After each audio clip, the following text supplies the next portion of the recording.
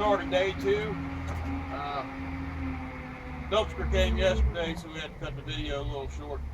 We got the dumpster almost filled up completely now.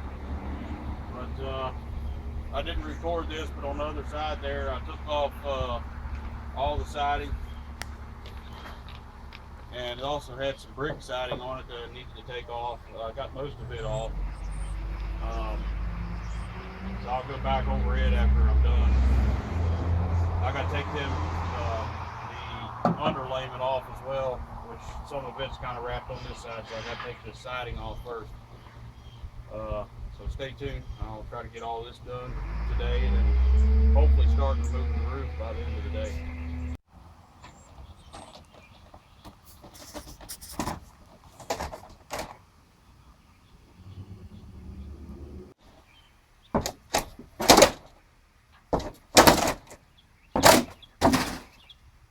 After a while, you just get tired of messing with shit.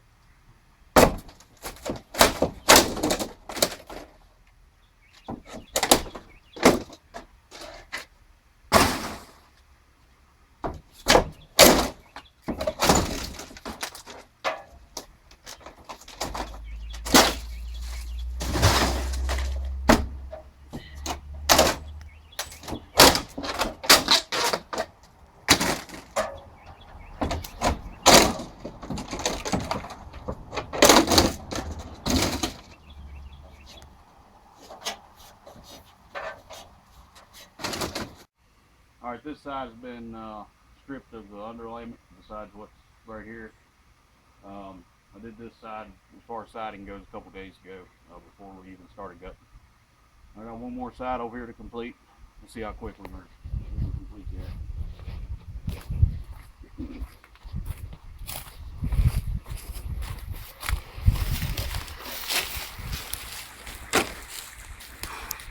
Let's see, we already tore off some of this here.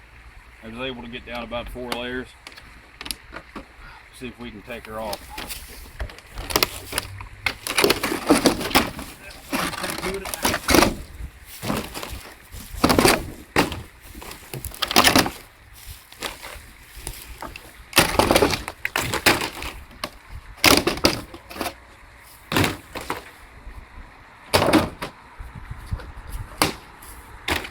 That's how you remove siding.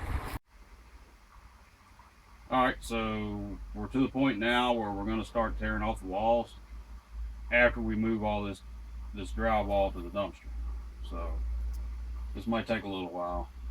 I've already removed one piece of that, what I'm calling yellow pine. I'd have to actually look and make sure it's yellow pine, but it actually come out pretty decent, so should be good to go on that. I still got another side of the house, or the building rather, that needs the brick siding taken off. I'll do that after a while. So first off, we're going to get this before it gets kind of hot out, because it's starting to get pretty warm already. It's supposed to be about, I guess, 75 degrees today or something, Fahrenheit that is. So we're going to get at it. Stay tuned.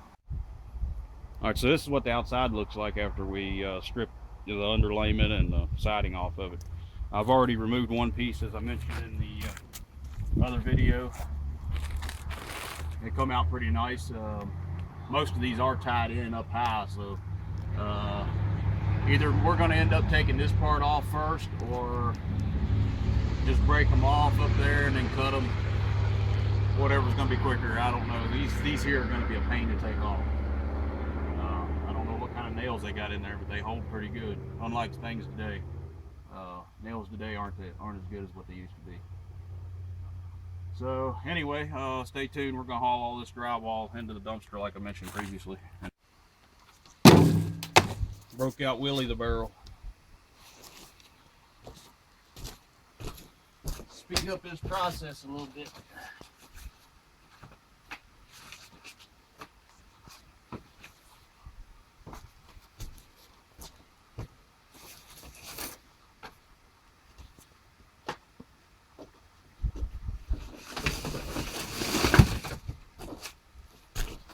My dumpster's a little ways away.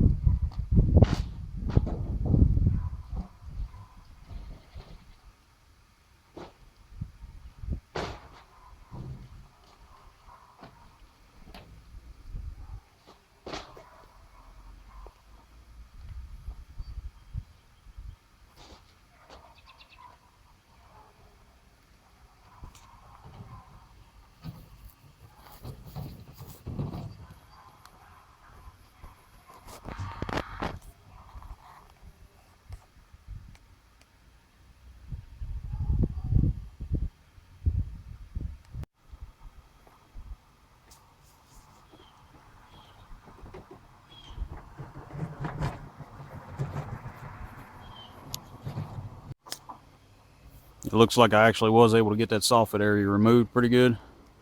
If I can get the light to focus here, you can kind of see like where the soffit was below this the wood here that goes down. So I'm gonna go ahead and remove that last piece here. That way we can get into the full board, and then we can just start going inside and beating these things out, you know, easily. Stay tuned.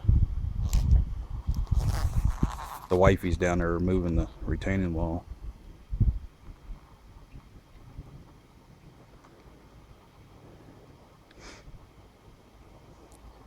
Gentlemen, get you a wife that don't mind getting her hands dirty.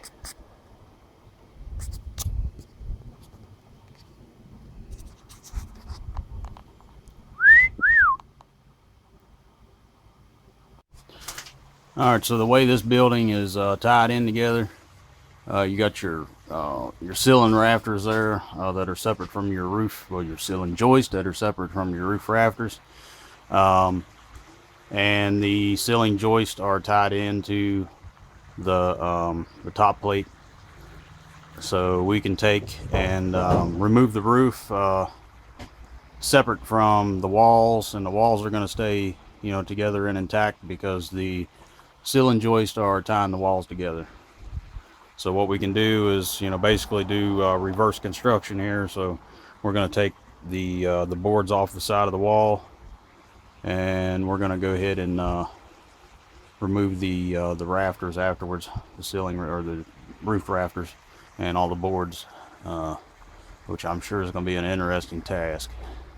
Metal roofs are never fun to mess with, so we'll see how hard this one is. I hope they nailed it and not screwed it, because if they screwed it, it's going to be real fun.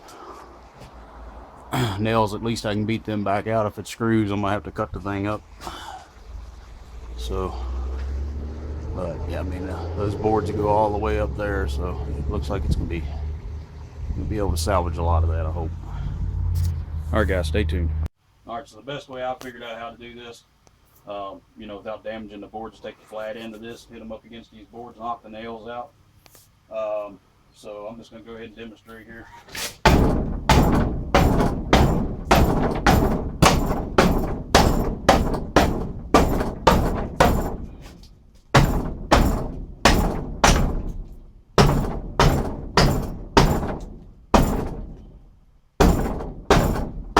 Some of them are a little smaller than the last set I did.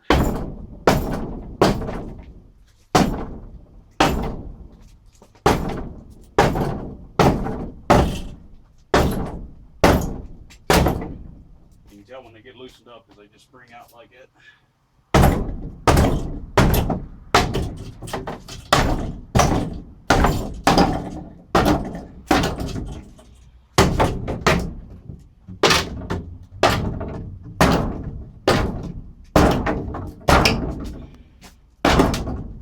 Now all I gotta do is go outside and pull them off.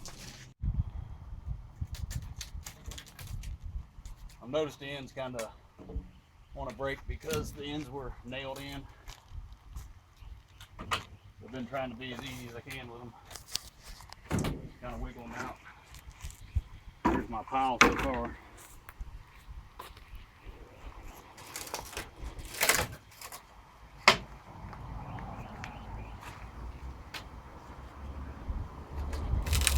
So yeah, some of this will be a loss, but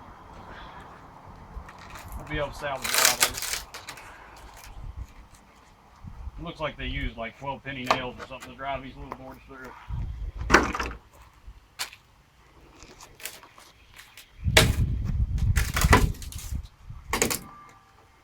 So I don't think this building is all that old. I mean, the nails are still, you know, kind of like nails today. You know. So I don't know. I mean, I was guessing 50s. Thinking the 50s they still had nails like that. This one here is going to be interesting because that roof rafter is notched around this thing. So I'm just going to have to break this off.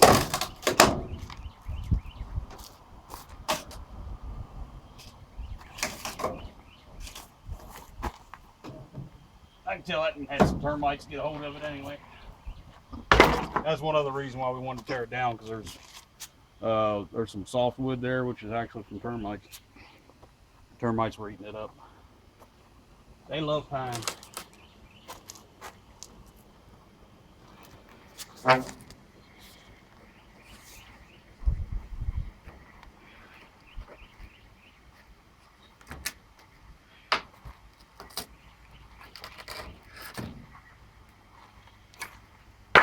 See, I mean, those boards look like they're going to be nice. Just sure some of them have termite damage or something. Like this one had some ant issues or something, maybe.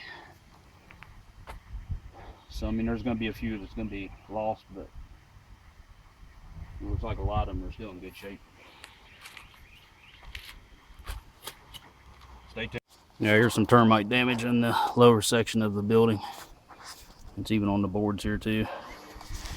Let me give you full scale here. So this is what I got going on. This is the side I was working on the previous video. This side's pretty well done. It's got a little bit in the upper section here. And then that'll be it on this side. Stay tuned. We have a Z cockroach. Oh, I cannot zoom in on video. Yes. The cockroach. Senior cockroach. He's in behind the insulation. I found you. You will be removed along with the building. Alright, finally found a date on this box here. 9/19 of 1960. So I said 50s. This is 60. Wasn't too far off. But, you know, this was a box in the wall. You know, the box is obviously older than the insulation behind it anyway. Well, you know, from when it was put in, I should say. So, I mean, this is just kind of a representation.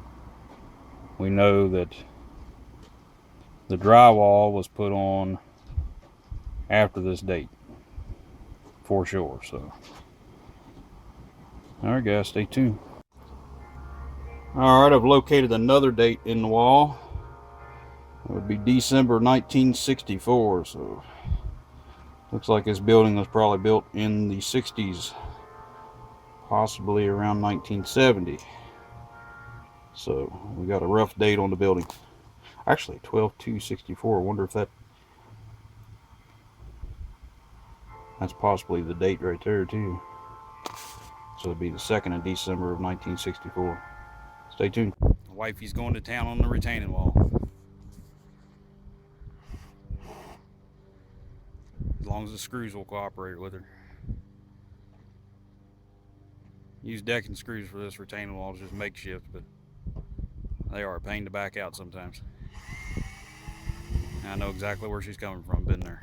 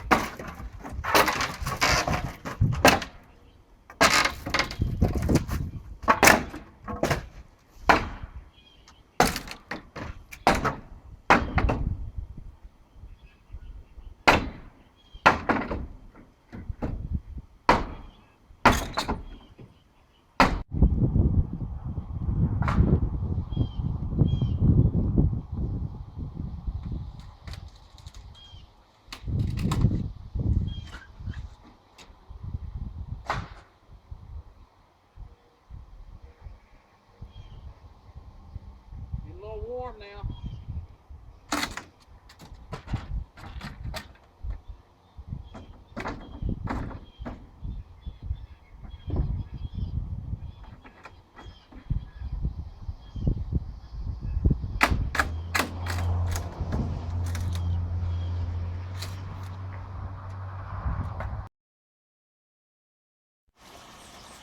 Gotta tell you guys, this ladder is a lifesaver, man. It has leg extensions on the bottom. This one's made by Werner. Has a level on the bottom there too. Werner River level. I definitely recommend getting this ladder if I was any of you all that work on uneven terrain like so. You know, instead of sticking boards and stuff underneath your extension ladder, this definitely helps. Saves a lot of time. I mean, it's a really nice ladder. I've never had any issues out of it. It definitely works a lot better than a regular extension ladder, that's for sure. So, it's a lot cheaper than scaffolding. I think it's, I want to say 240 bucks, I believe I bought it for back about 5 months ago. So, alright, stay tuned, guys. Alright, guys, when you get to this stage of the game, so I got 2 sides gutted. You don't really have to do this at the moment, but I like to do it ahead of time. You know, you can never be too sure. I like to anchor my walls to the floors. This is just a 10 by 10 building, so I'm just putting one. I like to use what do they call it? Decking screws for these. I mean, it's probably better to use nails, but I find that nails have a little more give than screws. And you know, the more screws the better. I usually put 2 or 3 in here if I can get them. You know, for these here, you know, 3-inch screws are plenty. And if you got windows, this is the best place to anchor to. Usually, in this case, you know, you're supposed to have king stud and another stud beside that, but in this case they only got one. Well, I actually did this a little weird. I don't know. I mean, the window could have been bigger here, but they got it. They got just a 2x4 header that runs all the way across, and they got like this one here staggered out further. It should be right next to this one, but you know, it is what it is. It's still load bearing, still good. 2x4 could have been a little bit, you know, could have used a little more there, besides a 2x4. But it is what it is, I guess. This building's coming down. It looks like it held decently. Looks like there's a little bow there, maybe, but it's about it. I've also heard people say, you know, if you have a double top plate like this, you know, you can kind of ease up a little bit on the header. I tend to not do that just for safety's sake, but they did it here too. Same deal. I'm not sure why. I'm not the builder. So just kind of a little overview of what I got going on so far. So I anchored 3 of my walls. I didn't anchor this one here. Not really any reason. I just didn't anchor it. I don't really mind if it falls either this way, or this way, but I prefer it not falling to the house. So, you know. So, you know, I just kind of play around with it. You know, if I feel that it's giving a little too much, then I'll anchor it in. And in this case, I thought, you know, I could kind of feel it moving a little bit whenever I was beating, so I decided to anchor it. I mean, it wasn't moving much at all, but you know, I could feel it, so that was enough for me.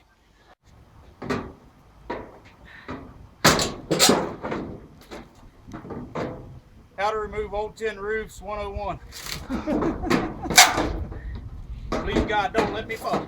Trying to do a demonstration. I feel like I'm surfing.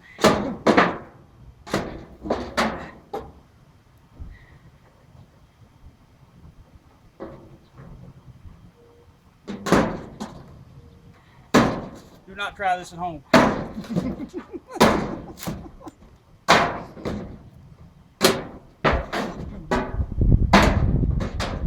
Make sure you get a full picture of the relief here.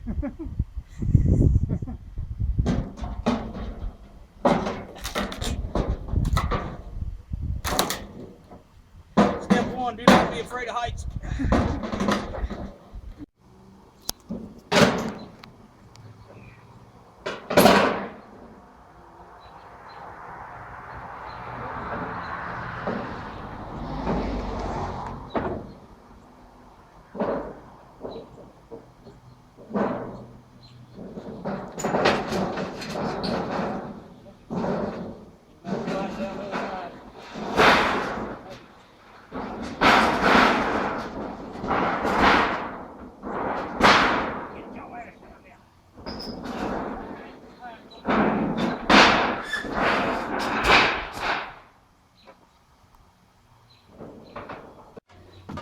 That's what the roof looks like up here. A little dark.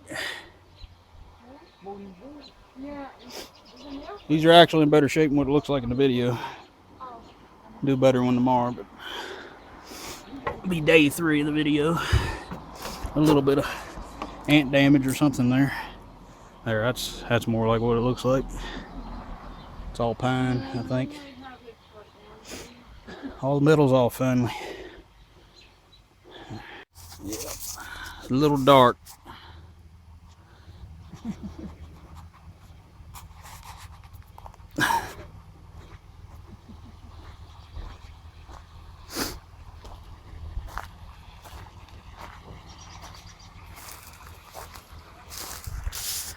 Hope it brightens up.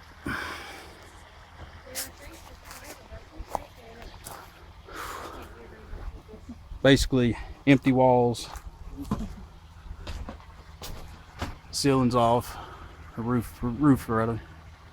Roof's off. It's got one side to work on here. It's got that shingle stuff on the outside. Siding stuff, whatever it is.